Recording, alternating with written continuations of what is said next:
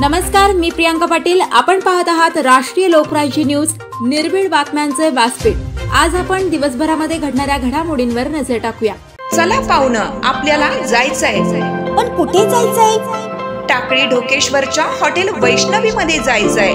म्हणतात तिथे खूप छान जेवण मिळतं. चला तर मग जाऊया.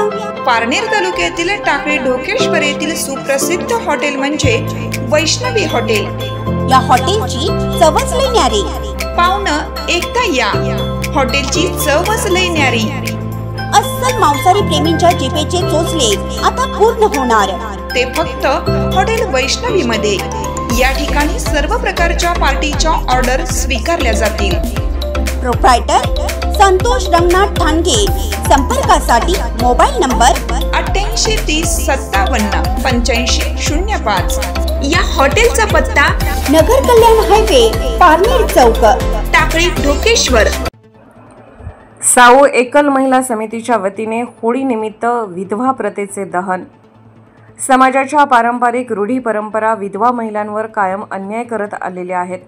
त्यामुळे या प्रथेचं होळी सणाच्या निमित्ताने दहन करून विधवांना यातून मुक्तता करण्यासाठी यावेळी शपथ घेतल्याचे साऊ एकल महिला समितीच्या उपाध्यक्ष रेणुका चौधरी यांनी सांगितले. विधवा महिलांना रूढी परंपराच्या बंधनातून मुक्त करण्यासाठी समाजाने मानसिकता बदलणे गरजेचे आहे. विधवा म्हणजे केवळ दुःखाची मूर्ती नाही, तर तीही एक स्वतंत्र, सक्षम आणि आपल्या हक्काने जगणारी व्यक्ती आहे. तिच्या आयुष्यावर बंधन घालण्याऐवजी तिला शिक्षण, पुनर्विवाह, आर्थिक स्वावलंबन आणि सामाजिक सहभागाची संधी द्यायला हवी. समाजातील जुने अन्यायकारक संकेत मोडण्याची जबाबदारी आपली आहे. विधवा महिलांवर असलेले अंधश्रद्धेचे ओझे दूर करून त्यांना सन्मानाने आणि आनंदाने जगण्याचा अधिकार द्यायला हवा. पतीच्या निधन होण्यामध्ये स्त्रीचा कुठलाही दोष नसतो, परंतु तिचे कुंकू पुसणे, जोडवे काढण्यापासून सुरुवात होते. ते तिला धार्मिक किंवा कौटुंबिक लग्न समारंभात सहभागी केले जात नाही. तिला पांढऱ्या पायाची उपमा देऊन अपमानित केले जाते. परंतु पतीच्या निधनानंतर कुटुंबाची जबाबदारी कुटुंब प्रमुख गेला म्हणून तिच्यावर येते. तिला समाजाने धीर देणं गरजेचं असतं. विधवा महिलेवर मुलांच्या शिक्षणाची, कुटुंब खर्चाची, वृद्ध सासू सासऱ्यांचा औषध उपचारांच्या खर्चाची जबाबदारी येते. अशावेळी तिला विधवा म्हणून समाज तिच्याकडे अबला, कमकुवत नजरेने बघतो.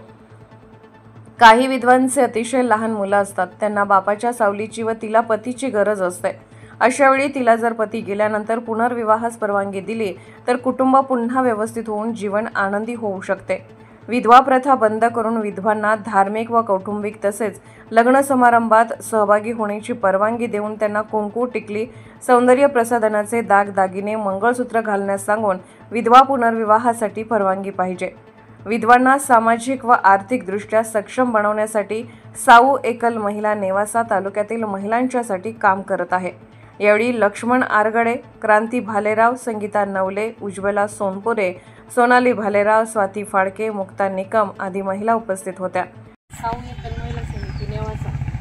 आज आम्ही एकल महिलांच्या हाताने हा आगळा वेगळा कार्यक्रम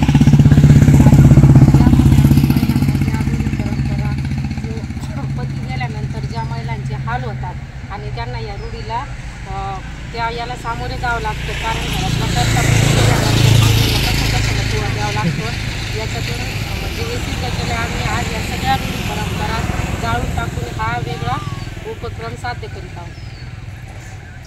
राष्ट्रीय लोकराज्य न्यूज नेटवर्क, नेवासा.